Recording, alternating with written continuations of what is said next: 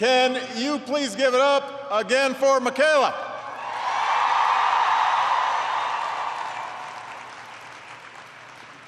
What an amazing young lady.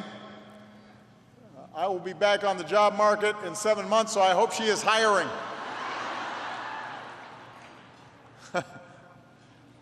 I was just told backstage, when she was asked to introduce me, there were some folks who were organizing this amazing event that said, is she going to feel a little nervous speaking in front of 5,000 people?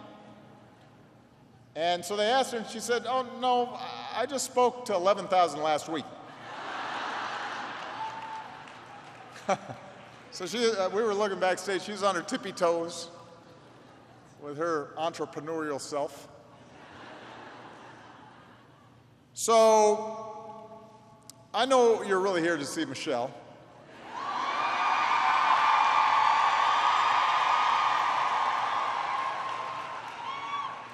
Or Oprah.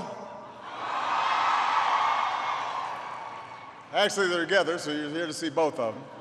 I cannot compete with them. But I did want to stop by and make one thing very clear.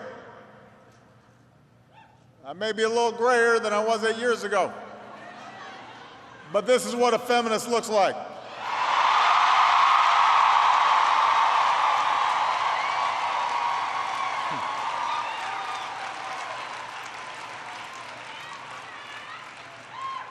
Of course, in my household, there's no choice.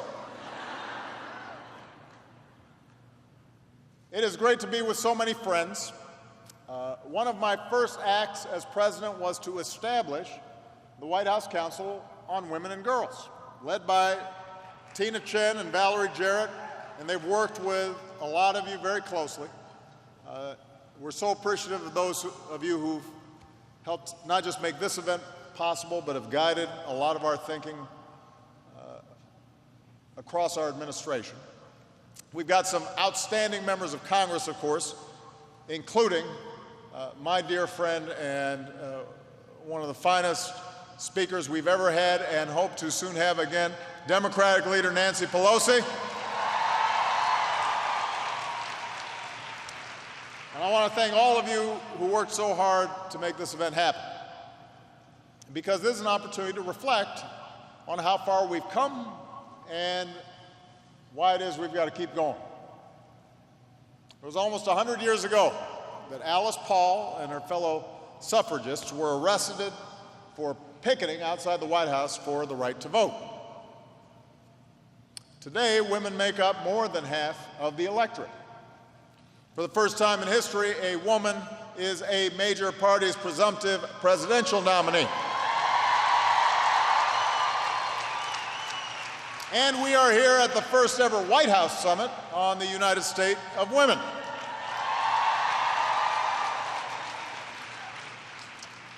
Because of all of you, over the past 7 years, we have significantly improved the lives of women and girls, not just here at home, but around the world.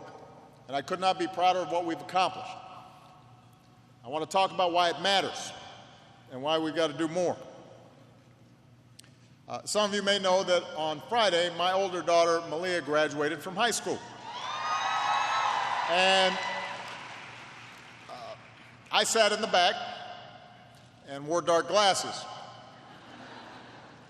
And only cried once. But it was, I made this weird sound because I was choking back there. And people looked at me. People sitting in front of us turned back, and then I suppressed it. But I was thinking about how she is graduating at this extraordinary time for women in America. The year I was born, in 1961, women made up less than 40% of college students. Today, you earn almost 60% of college degrees, make up roughly half of the workforce. Back then, the pill was still illegal in some states. And today, thanks to the Affordable Care Act, birth control is free.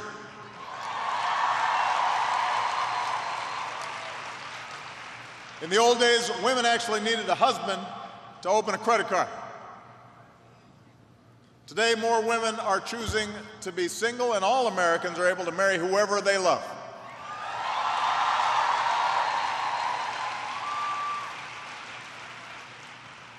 "54 years ago, Katherine Johnson did the behind-the-scenes math to put a man in orbit. Today, almost 60 women have blasted into space themselves. When I was growing up, fewer than 300,000 girls played high school sports. Today, because of Title IX, more than 3 million girls are on the field. And women are leading America at every level of society, from Hollywood to Silicon Valley, from the C-suite to the federal bench to the Federal Reserve. And that is progress. It's real, and we have to celebrate it. But we also have to remember that progress is not inevitable. It's the result of decades of slow, tireless, often frustrating, and unheralded work by people like Dorothy Pittman Hughes and Gloria Steinem, who's here today. People who opened our eyes to the discrimination, both subtle and overt, that women face. People like Pauli Murray and Ruth Bader Ginsburg, who insisted on equal justice under the law. People like Wilma Mankiller and Patsy Mink, who redefined what leadership looks like. And yes, people like Hillary Clinton, who've raised the expectations of our daughters and our sons for what is possible.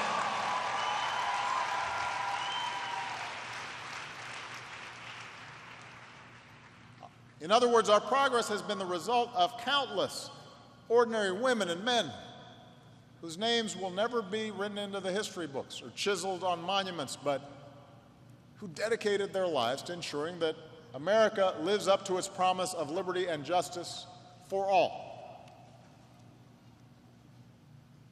And what's also true is that despite all that incredible progress, we are living at a time of great change, a time where people are economically anxious. Unemployment has dropped below 5%, wages are growing again, but while we've made progress in narrowing the gap between rich and poor, it is still too big, and the trend lines, because of globalization and automation, are still upon us.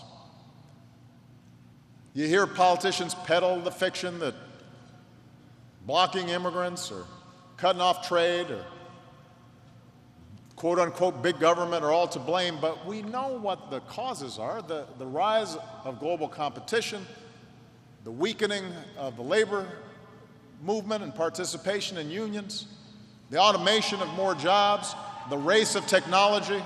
All these trends have the potential of leaving workers behind.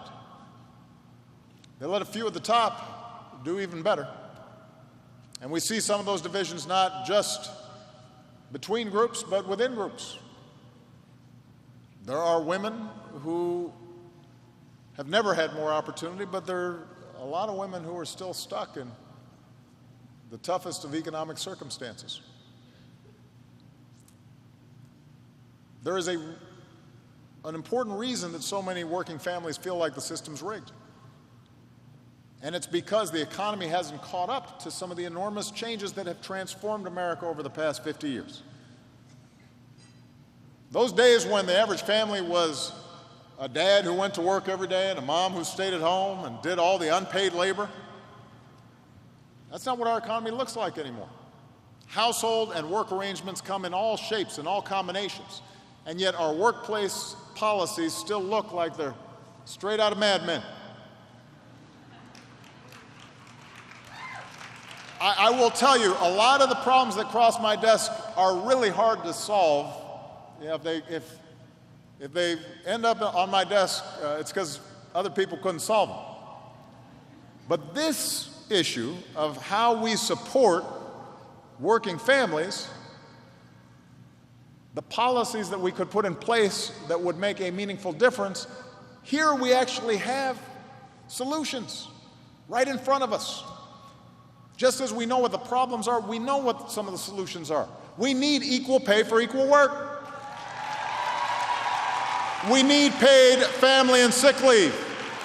We need affordable child care. We've got to raise the minimum wage. If we're truly a nation of family values, we wouldn't put up with the fact that many women can't even get a paid day off to give birth. We should guarantee paid maternity leave and paid paternity leave too. That's how you value families.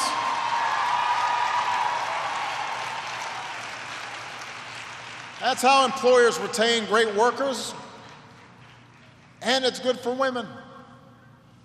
Because when child care falls disproportionately on mothers, as it often does, it makes it that much harder to advance in their careers.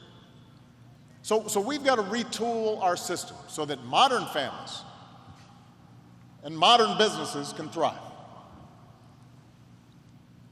And let me be clear, this is not about big government or expanding some fictional, welfare and food stamp state, or the 47% mooching off the government. It is accounting for the realities of how people live now, today, the necessities of a 21st century economy.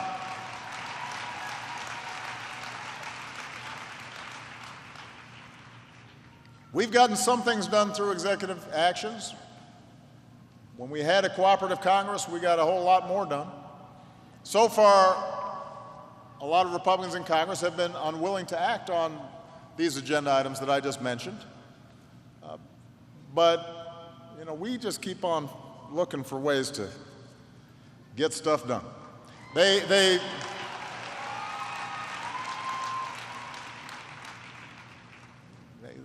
keep on waiting for this whole lame duck thing to happen. I don't.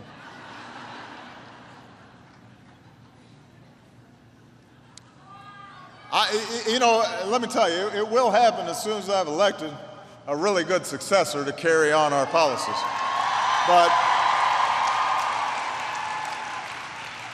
But until then, we're working pretty hard. But we've made progress. The first bill I signed into law was the Lilly Ledbetter Fair Pay Act. And I know some of you have seen Lilly here today. We passed the Affordable Care Act to give more Americans the security of health care coverage so that not only people without health insurance could finally get it, but people who had health insurance were treated fairly so that, for example, no insurer could charge you more just for being a woman. Dry cleaners are next.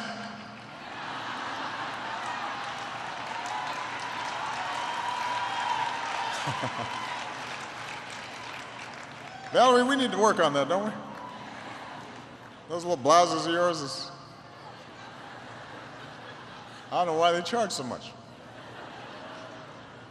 So my administration's taken what action that we can, and we've strengthened equal pay protections and paid sick leave for federal contractors, enhanced work flexibility for all federal employees, raised the minimum wage for federal contract workers, extended overtime pay protections to over 4 million workers across the country.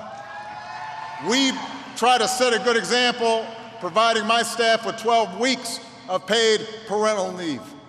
And by the way, we've been having a lot of babies, I notice, in the White House, which I'm happy about. I love babies. They bring them into the Oval Office. They make me feel good. This is the right thing to do. It's the smart thing to do. And the great news is we're not the only ones doing it. You've got cities and states and businesses across the country that are adjusting to meet the needs of today's workers. In fact, today we can announce that 28 of America's leading businesses are committed to closing the gender pay gap. We should encourage more businesses to join them. We should shop and frequent those companies that are doing the right thing, because the truth is, most folks agree with each other on this. We don't have to have Congress agree with us. We can go ahead and make progress without waiting for them. They'll catch up eventually. They're usually a lagging indicator on these issues. If we really want workplace policies that work for everybody, I will say, though, it would help if we had more women in Congress. It would help if we had more women in the corner suite.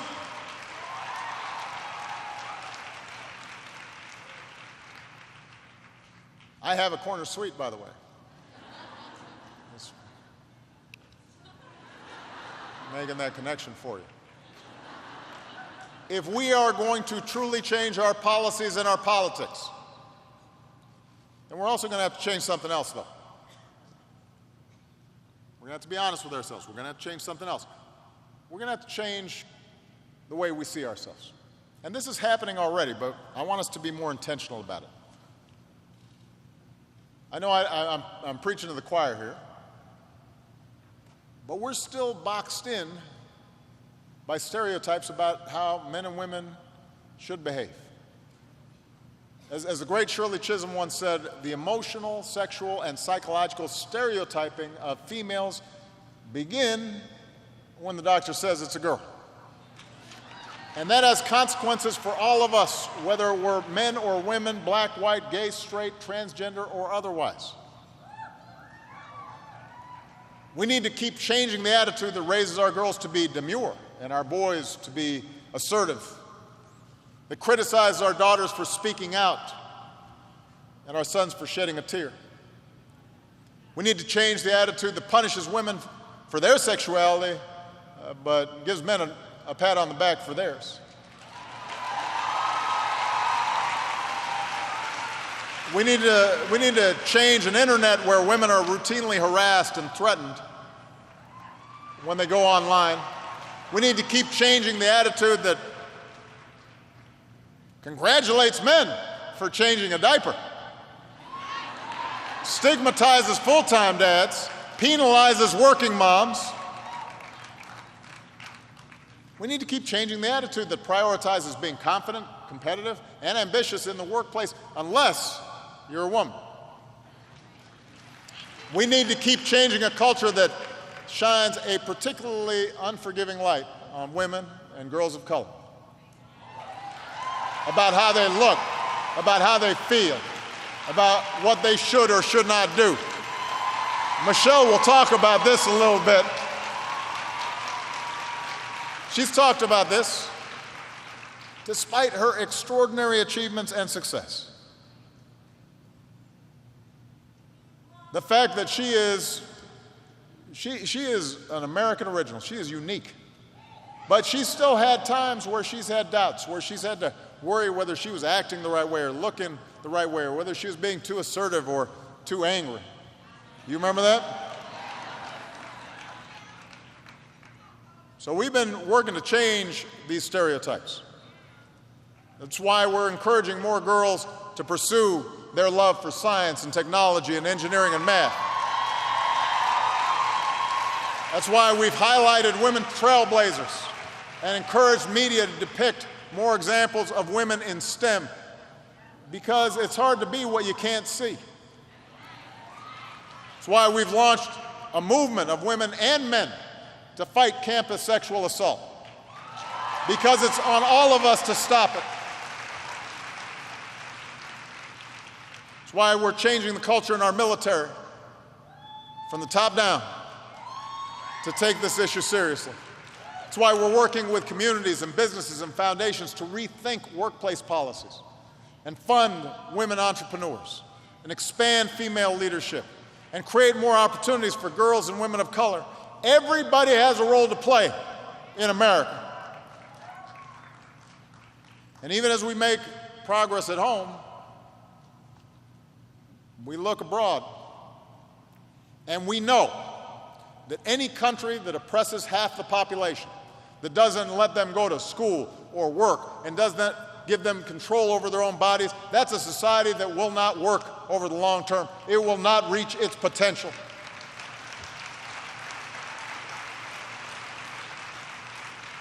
And this is a national security issue.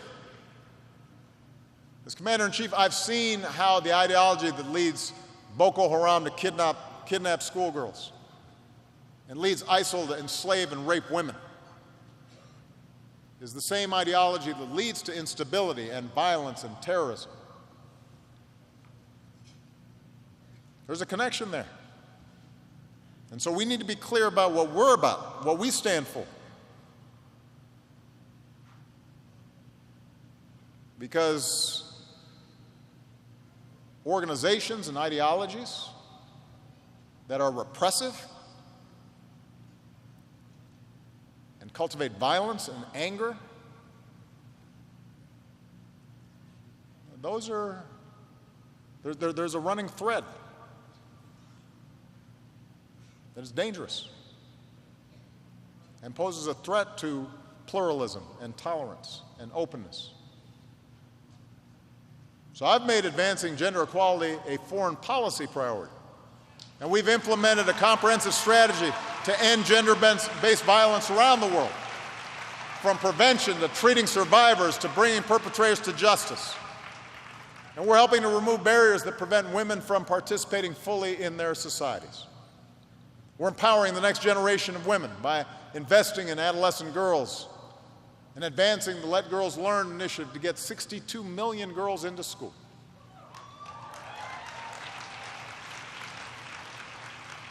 This is the future that we're building. One where all of us, here at home and around the world, are free to live out our dreams. Where our children's aspirations aren't segregated into pink and blue. Where working families don't have to choose between taking care of a loved one and earning a paycheck. Where women and girls, no matter where they live, are free from fear of violence, including gun violence.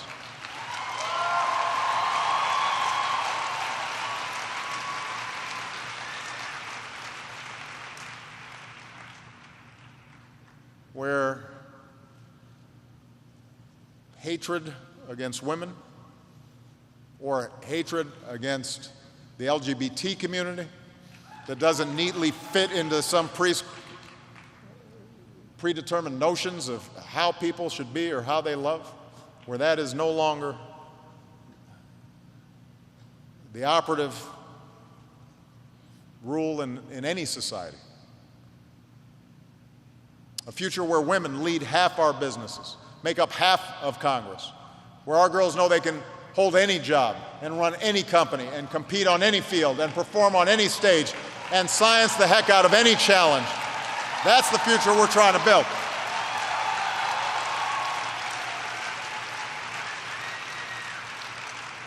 And the good news is, this is the future my daughter's generation already believes in.